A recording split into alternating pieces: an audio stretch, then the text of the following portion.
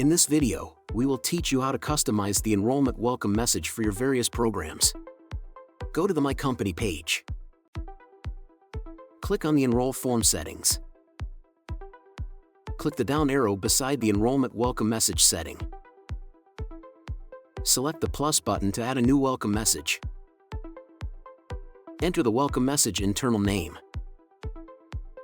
Then copy and paste or type in your content.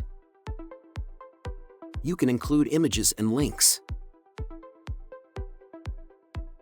Click the Add button to add the new welcome message. Then click OK. Select the default Enrollment Welcome Message.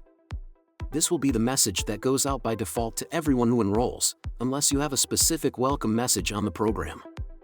Be sure to select Save Settings to save your default message. To add a specific welcome message to a program, go to the Programs page. Click the pencil icon beside the program. Go to the Program Enroll Form Settings.